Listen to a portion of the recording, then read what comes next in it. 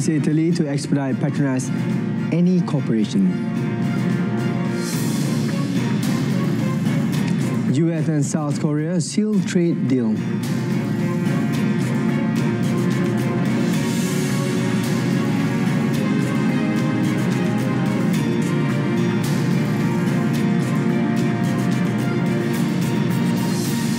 Hello, good afternoon and Salam Malaysia Madani. Thanks for joining us. I'm Sai Samsudin and you're watching World Today. Malaysia and Italy have agreed to expedite and finalize the strategic cooperation between Petronas and Italian energy company Eni S.p.A. soon. Prime Minister Datuk Seri Anwar Ibrahim said Malaysia is ready to welcome Italian Prime Minister Giorgia Meloni to Kuala Lumpur early next year to finalize the Petronas Eni strategic agreement. In February, Petronas announced that it had signed an exclusive memorandum of understanding with the Italian firm to form a joint venture holding company to oversee selected upstream assets in Indonesia and Malaysia. Petronas said the partnership was expected to generate substantial synergies towards becoming a major liquefied natural gas player in the region while maintaining a sustainable production level of 500,000 barrels of oil equivalent per day in the medium term. In a Facebook post, Datuk Seri Anwar said Meloni also explained her absence from the 47 ASEAN Summit due to pressing domestic commitments in Rome. Meloni said she had to remain in Rome to focus on budget-related legislation and ongoing discussions at the European Union level. Datuk Seri Anwar also expressed appreciation to Italy for its consistent position in supporting peace, justice and humanitarian efforts in Gaza. In other news, Datuk Seri Anwar has been ranked the world's 10 most influential Muslim in the 2026 edition of the world's 500 most influential Muslim published by Jordan's Royal Islamic Strategic Studies Centre RISSC. The Prime Minister rises to 10th place, up from 15 in the previous year's listing, signifies growing international recognition of his leadership and enhances Malaysia's standing on the global stage. The publication features 50 of the world's most influential Muslim individuals. Among them are the Emir of Qatar, Sheikh Tamim bin Hamad Al Thani, the King of Saudi Arabia, Salman Abdul Aziz Al Saud, and Indonesian President Prabowo Subianto. Prime Minister climbed to 7th place in the specific category of the world's most influential Islamic leaders and politicians, advancing from 9th place last year. The rankings access a figure's influence, defined as their ability to effect significant change within the Muslim world, whether through cultural, ideological, financial or political means. Meanwhile, United States President Donald Trump is not over with his praises on Malaysia's leadership under Prime Minister Datuk Seri Anwar over the country's successful role, which led to the landmark signing of the Cambodia-Thailand peace deal. Describing the situation of the conflict as too hot with bullets flying all over the place at the Asia-Pacific Economic Cooperation APEC platform yesterday, Trump said with the help of Malaysia, the peace deal was successfully signed between the two countries at the sidelines of the 47 ASEAN Summit and related meetings held in Kuala Lumpur. The peace deal, which is known as Kuala Lumpur Peace Accord, was signed by Thailand's Prime Minister Anutin Chanvirakul and Cambodian Prime Minister Hun Manet with Trump and Datuk Seri Anwar, who then signed as witnesses. Trump is currently on his last leg of his Asia tour after visiting Malaysia and Japan. He is expected to meet Chinese President Xi Jinping with tariff issues discussion on the table ahead of the APEC Economic Leaders Meeting AELM, which will start this Friday. Datuk Seri Anwar, who is also the Finance Minister, is leading the Malaysian delegation to the AELM in South Korea. On another matter, Trump and South Korean President Lee Jae-myung finalized details of their fraught trade deal at a summit in South Korea. Trump said the agreement with South Korea had been reached as he attended a dinner hosted by South Korean President at the Asia-Pacific Economic Cooperation Summit. I think the meeting a lot was determined, very much determined, and we made our deal with pretty much finalized a trade deal, and we discussed some other things having to do with national security, etc. And I think we came to a conclusion on a lot of very important items. We had a terrific meeting in Japan also, and we concluded a trade deal, very big one, a very big trade deal. In July, Trump said Washington had agreed to cut tariffs of South Korean imports to 15% in exchange for a $350 billion investment pledge. But steep auto tariffs remain in place, and the two governments were divided over the structure of the investment pledge. Meanwhile, Trump wrote on social media on Thursday that he has given South Korea approval to build a nuclear-powered submarine in comments made during his trip to Asia. Donald Trump, who has been meeting with South Korean President Lee Jae-myung and other regional leaders during his visit, also said Seoul had agreed to buy vast quantities of U.S. oil and gas.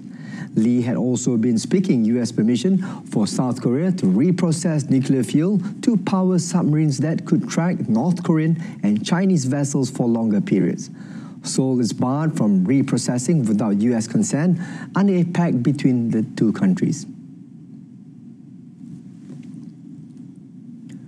The Malaysia-United States-US trade agreement formalized during the recently concluded ASEAN summit is largely seen as a formalization of previously provided information.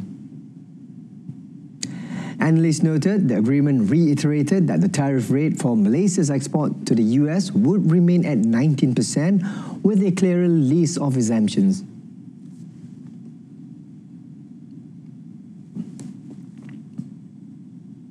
Apabila kita menjalin hubungan perdagangan yang lebih erat dengan Amerika Syarikat, tidak bermakna kita tertakluk kepada apa saja kehendak Amerika Syarikat, tetapi kita mengamalkan konsep bebas berdagang dengan mana-mana negara tanpa kita mencampuri apa saja isu-isu ataupun dasar-dasar politik negara tersebut. On tariff rates, Minister of Investment, Trade and Industry Tengku Datuk Sri Zafrul Aziz added that 1,711 tariff lines are now exempt from tariffs. On non-tariff discussions, the agreements revolve around non-tariff measures point to the need for a greater ease of doing business within Malaysia for US firms.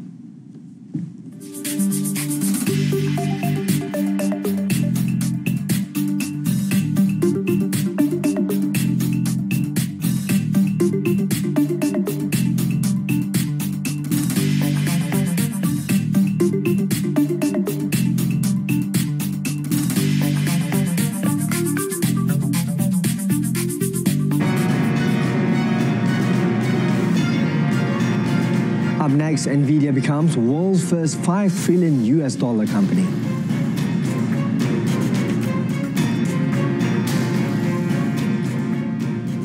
Federal Reserve Chair Jerome Powell announced that interest rates would be cut by another quarter point on Wednesday, the second cut this year. Interest rates set by the Fed are now below 4% for the first time since late 2022. Powell noted that officials were divided on the cut and said that another cut at the December meeting was not a foregone conclusion. My colleagues and I remain squarely focused on achieving our dual mandate goals of maximum employment and stable prices for the benefit of the American people. Although some important federal government data have been delayed due to the shutdown, the public and private sector data that have remained available suggests that the outlook for employment and inflation has not changed much since our meeting in September. He said this in opening comments of his post-meeting news conference. The remarks seem aimed at reining in expectations in financial markets, where the probability of another quarter point cut in December was firmly above 90% before he spoke. The Federal Open Market Committee voted 10-2 to lower the target range for the federal funds rate by a quarter percentage point to 3.75% to 4%.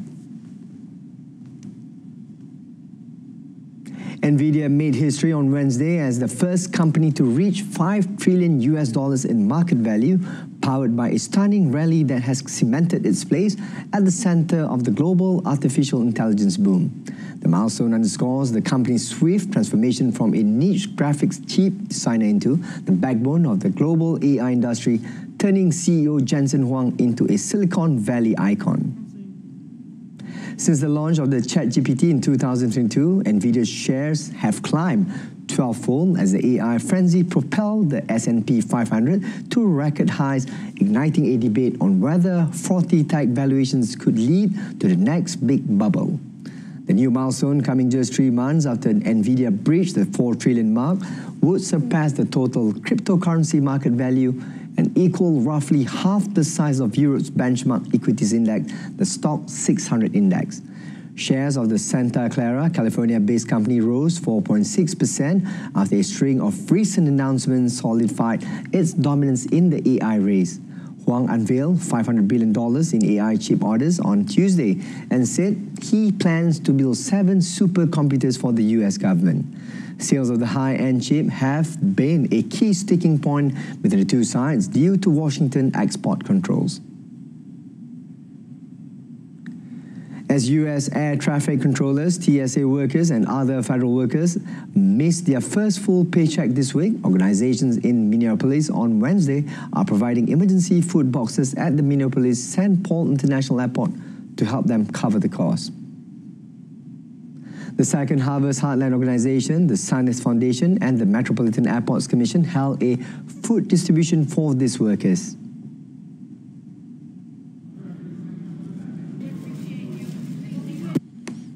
It's super important because we know that when paychecks are missed, that food is often the first thing to not become and get part of the budget. And so these food boxes will help families and employees put food on the table for their families.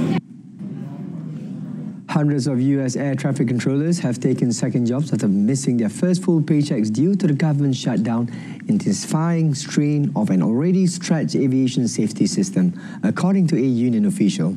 Roughly 13,000 air traffic controllers and 50,000 Transportation Security Administration officers must work without pay after a budget impasse between Republican President Donald Trump and congressional Democrats triggered the shutdown.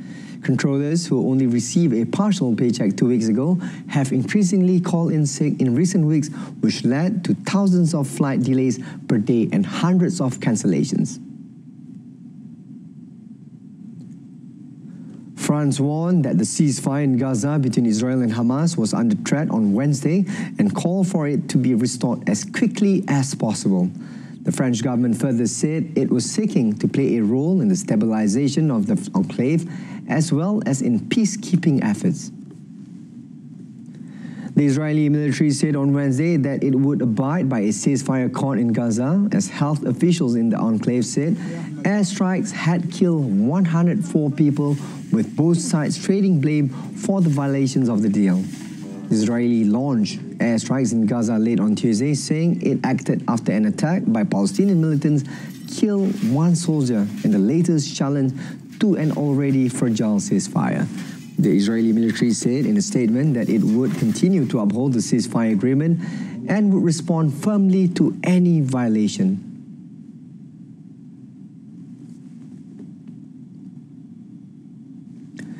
United Nations called on Brazil to end a cycle of extreme brutality in its policing methods following a deadly police raid in Rio de Janeiro that left at least 132 people dead.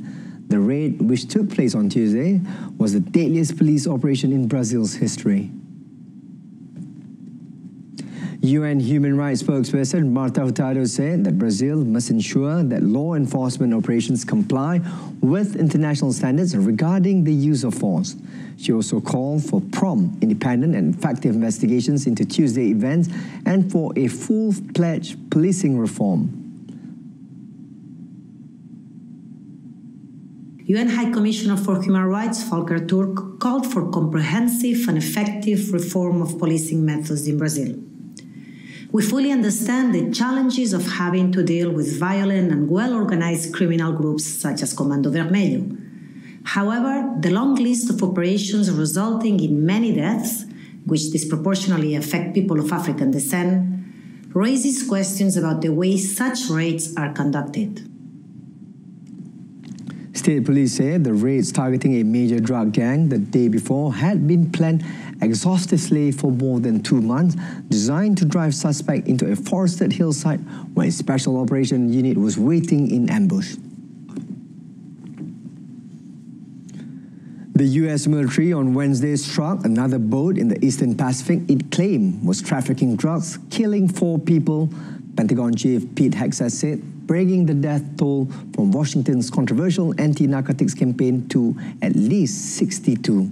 The strike occurred in international waters, Hegseth announced on X, and a video accompanying his post showed a boat floating stationary in the water before a large explosion and subsequent fire. Like previous videos released by the US government, areas on the boat are obfuscated, rendering it impossible to verify how many people were on board. Experts say the attacks, which began in early September, amount to extrajudicial killings, even if they target known traffickers, and Washington has yet to make public any evidence that its targets were smuggling narcotics. Wednesday's deadly attack comes 2 days after multiple strikes on 4 boats killed 14 people in the Eastern Pacific and left 1 survivor.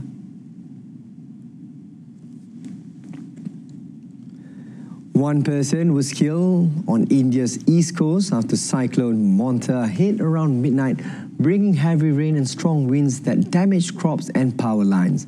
Local officials said that a 48-year-old woman was killed in Andhra Pradesh, Konaseema's district after a palm tree fell on her. Senior officers as nodal officials and continuously interacting with the district collectors, motivating them and instructing them on taking remedial measures or preventive measures to contain the Monta. It yielded a good result, and now it is absolutely under control. As of Tuesday night, the government has reported damage to more than 38,000 hectares of crops, several power lines and utility poles in Andhra Pradesh. Efforts were underway to restore power in areas where there had been outages. Unseasonably heavy snow due to weather changes brought on by the cyclone has prompted authorities on the Tibet side of Mount Everest to halt visitors' access to the world's highest mountain.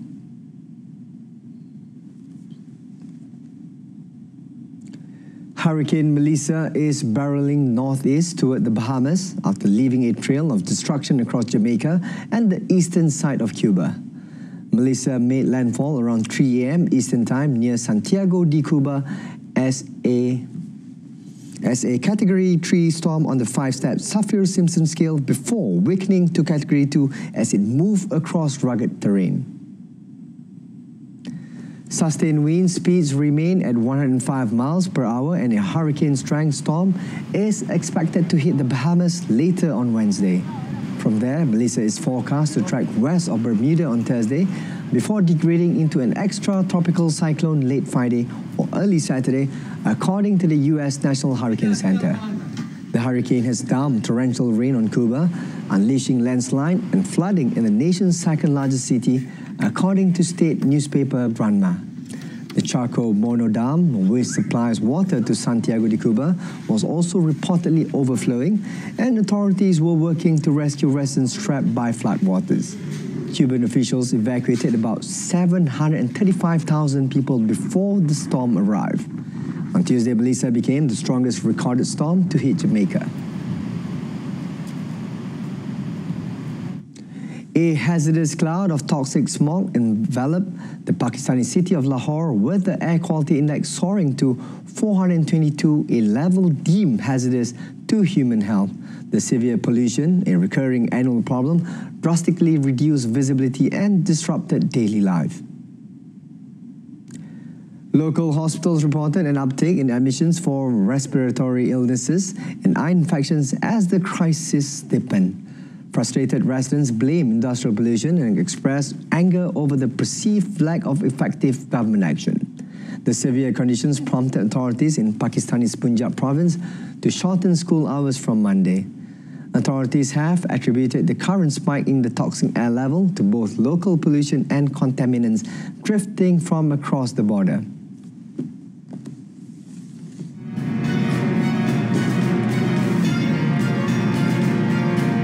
Coming up, Italy marks 100 days until the Winter Games.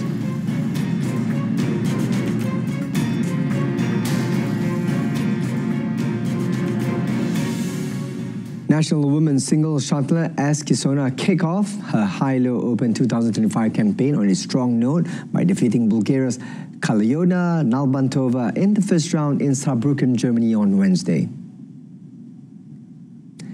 It took the 2019 SEA Games women's singles champion just 36 minutes to brush aside Nalbantova's challenge, securing a 21-9, 22-20 win at the Super 500 tournament. Next up for unseeded Kisona is a clash with Indonesia's top seed Putri Kusuma Wardani. In the mixed doubles, independent pair Wong Ting Chi and Lim Chiu Sen also advanced to the second round with a straight games victory over Brazil's Fabrico Farias and Jacqueline Lima 21-14, 21-17. They will next meet Thailand's six-seeded pair Rutanapa Auptong and Janika Sujai Praparat.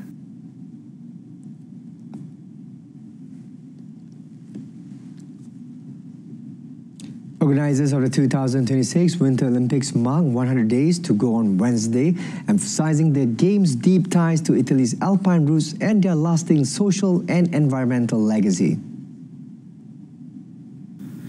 Milano Cortina 2026 Chief Executive Andrea Varnier said the event's return to Europe after 2 decades underlines the enduring connection between the Olympic movement and the Alps, calling the region the natural home of winter sports. Dopo Torino 2006 è 20 anni che tornano in Europa i giochi, tornano nelle Alpi, per cui quella sede naturale di molti degli sport invernali. Questo è un messaggio e un legame evidentemente molto profondo col movimento olimpico. Chief Strategy and Legacy Officer Diana Benchedi said the project's long-term benefits were built into bid from the start, with organizers working alongside local and regional partners to ensure that development continues well beyond the Games. Head of Branding Raffaella Pani said the design and materials of the Games emblem reflects Italy's creativity and its link to nature, showcasing the beauty and spirit that lie just beneath the surface. Former Formula One driver Felipe Massa was seen leaving the Royal Cause of Justice in London on Wednesday on the first day of a 3-day hearing. Massa is suing at London's High Court for a declaration that he should have won Formula One's 2008 championship, which he lost to Britain's Lewis Hamilton by a single point, and is seeking around £64 million plus interest. Formula One ex-boss Bernie Ecclestone and the governing FIA are seeking to throw out Massa's complaint. The Brazilian driver's case turns on the Crashgate scandal at the 2008 Singapore Grand Prix, which Massa was leading from pole position when fellow Brazilian Nelson Piquet Jr. crashed to try and help his Renault teammate Fernando Alonso, who won the race. Massa argues the result of the Singapore Grand Prix, in which Hamilton finished third, scoring 6 points, should have been annulled, with the result that he would have won the title. Lawyers for F1, Ecclestone and the FIA, however, say the case was brought too late and argue Massa and Ferrari's errors in Singapore, including a disastrous pit stop in which Massa accidentally knocked down a crew member, are the reason he lost the race and ultimately the championship. Real Madrid are seeking compensation from the UEFA after the club said on Wednesday that the Regional Court of Madrid had dismissed appeals filed by UEFA, the Spanish Football Federation, RFEF, and La Liga in the matter of the Super League. Real were one of 12 European clubs that backed the breakaway competition in 2021 before support for the controversial event collapsed under fan and government pressure. European football body UEFA had also stopped the formation of the Super League, but in December 2023, the European Court of Justice said UEFA and FIFA had contravened EU law by doing so. Last year, a Spanish judge ordered FIFA and UEFA to halt their opposition to a parallel European competition, ruling they were practicing anti-competitive behavior and abusing their dominant position.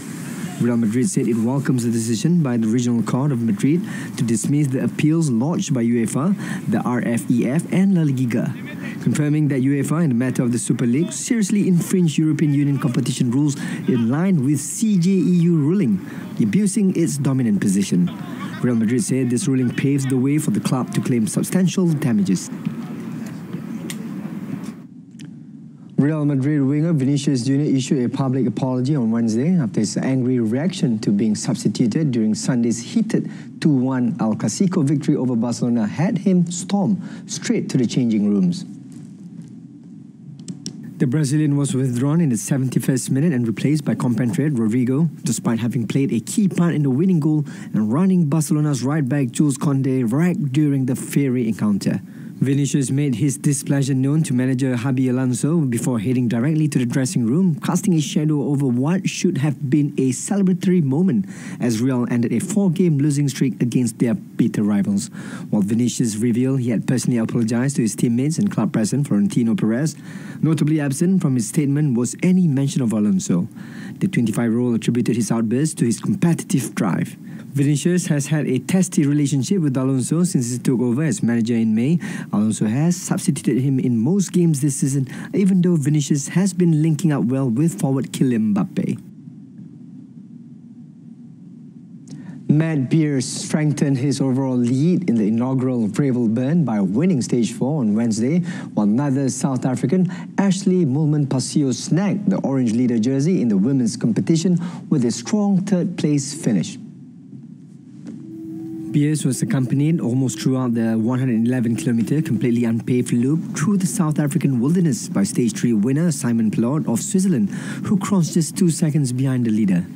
Belgium's Laurent Nessin, a 2-time Giro d'Italia finisher, earned his first podium of the week, crossing 2 minutes and 44 seconds off of Beers. France Axel Dubois-Prevost went into the women's stage wearing orange, but an early puncture set her back, and she missed the podium and relinquished her overall advantage. Melissa Rollins, a gravel specialist from the United States, won the stage, followed by South Africa's Hayley Prin in second. But Moolman-Pasio took the overall lead with a third-place finish, just 29 seconds off of Rollins. 76 minit tanpa henti. 76 minutes non-stop.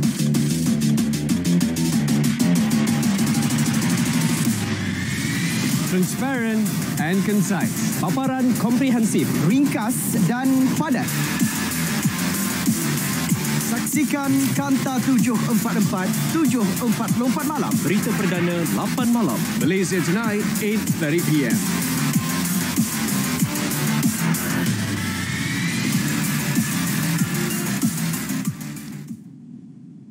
That concludes today's edition of World Today. In our top story, Malaysia Italy to expedite Petronas NE Corporation. Till then, I'm Saeed Samsudin, Malaysia Madani, Rakyat di Santini. Thank you for watching.